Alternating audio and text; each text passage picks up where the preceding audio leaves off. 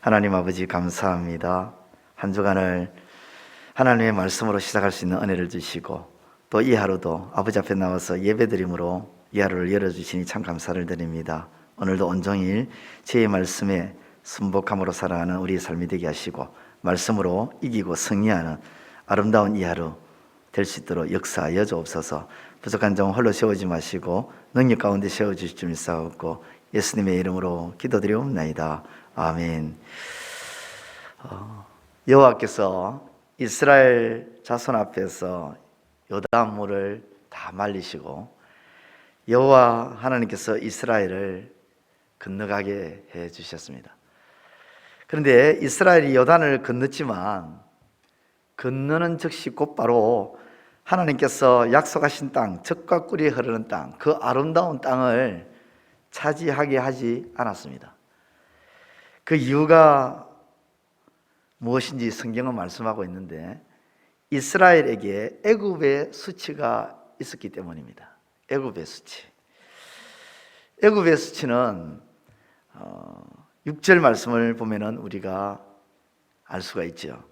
이스라엘 자손들이 여호와의 음성을 청종하지 아니하므로 여호와께서 그들에게 대하여 맹세하사 그들의 조상들에게 맹세하여 우리에게 주리라고 하신 땅, 곧 젖과 꿀이 흐르는 땅을 그들이 보지 못하게 하리라 하시매 애굽에서 나온 족속 곧 군사들이 다 멸절하기까지 40년 동안을 광야에서 헤매었더니 이스라엘 자손들이 여호와의 음성을 청종하지 아니하므로 이것이 애굽의 수치입니다.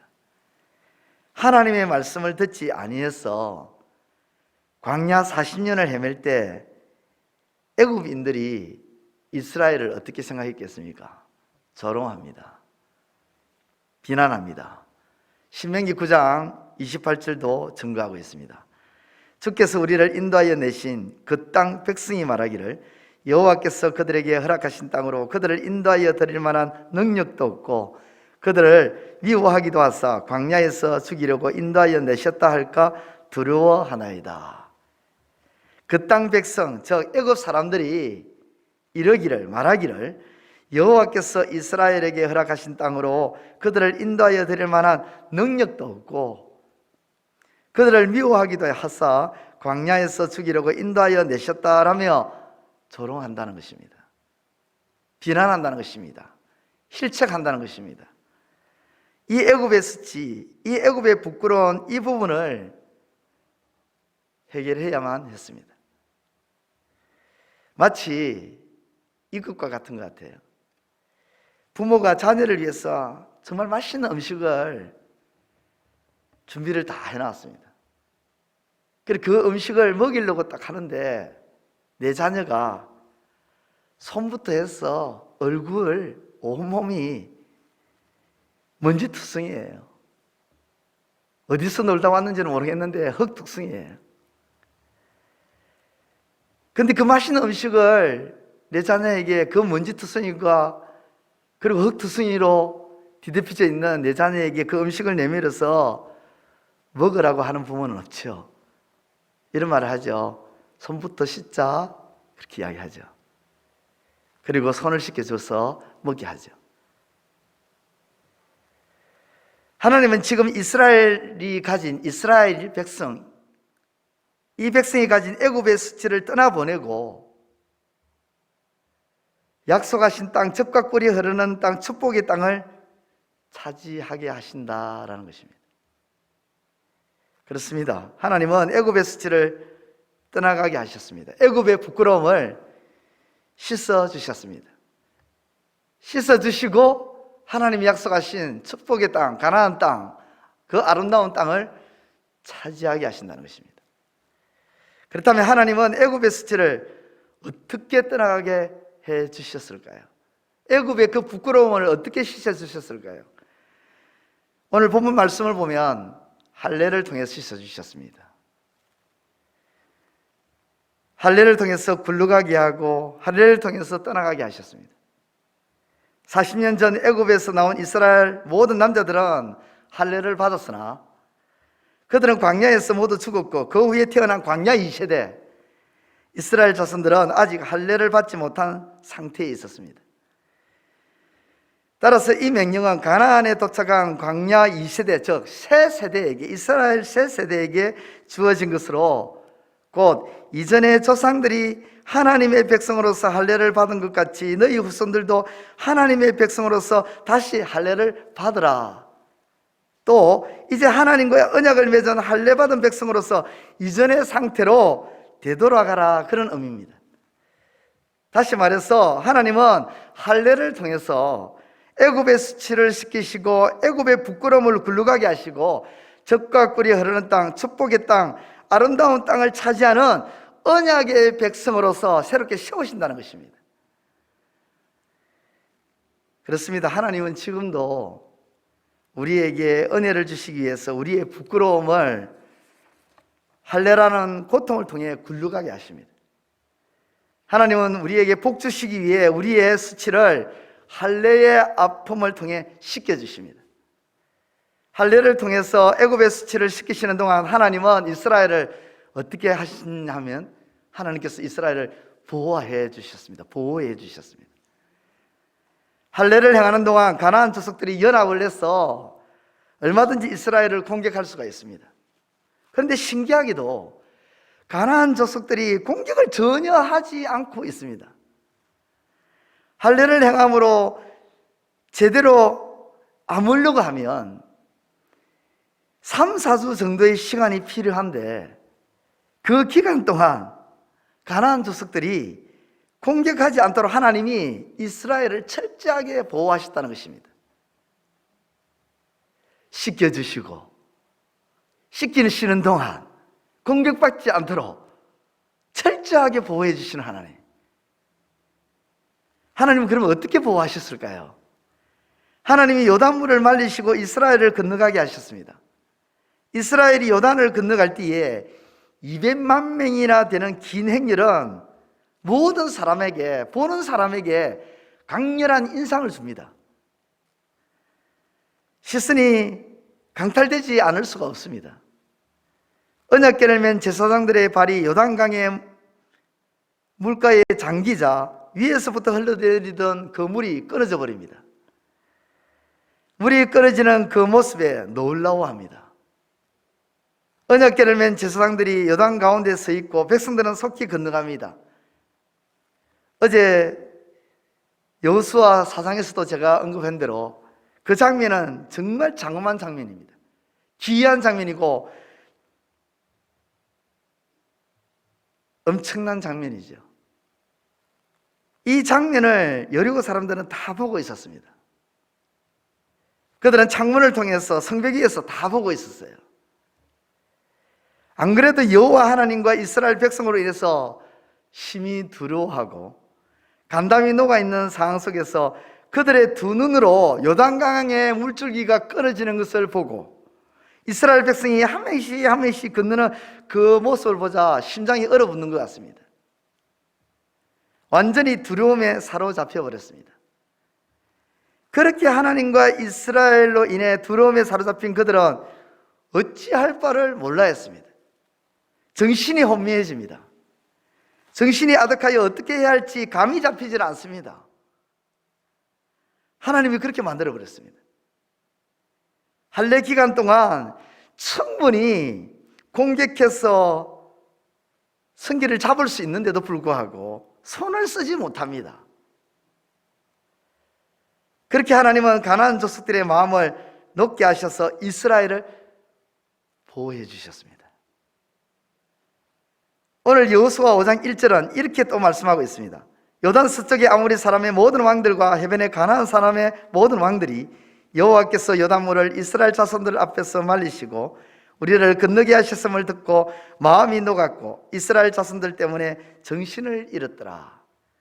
하나님은 가나안 땅에 모든 왕들로 하여금 마음을 녹이시고 정신을 잃게 해서 공격을 주도하지 못하게 만들어 버렸습니다.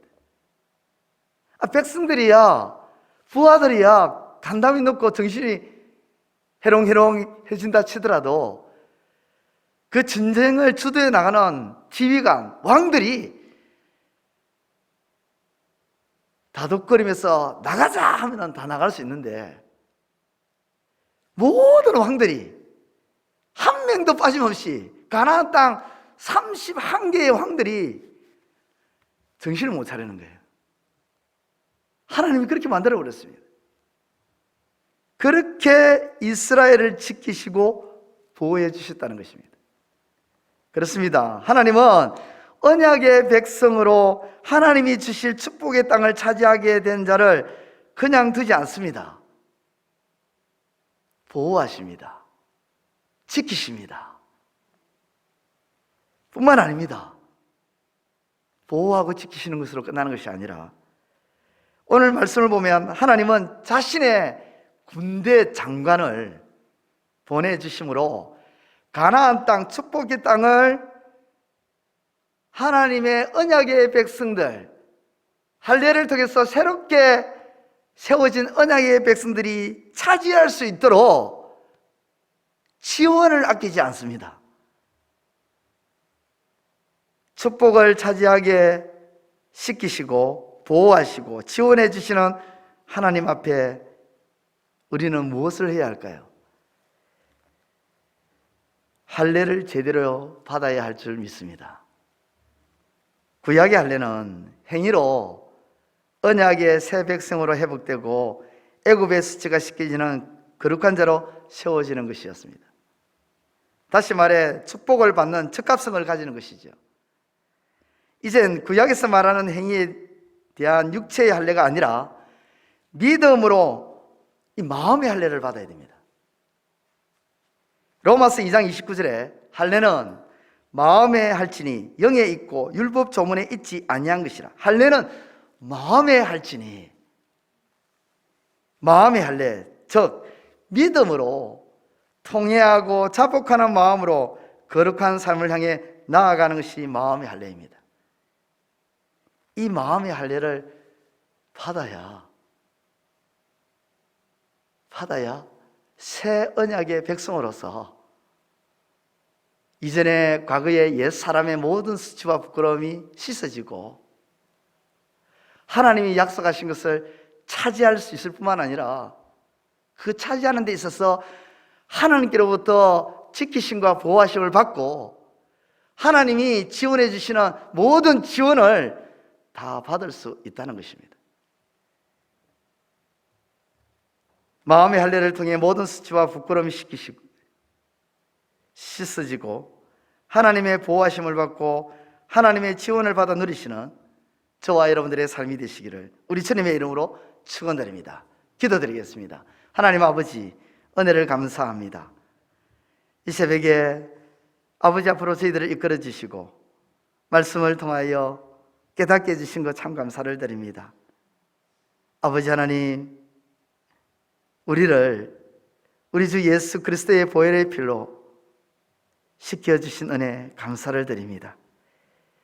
옛 사람의 그 수치와 부끄러움을 씻겨주시고 언약의 백성으로 세워주신 것 감사를 드립니다.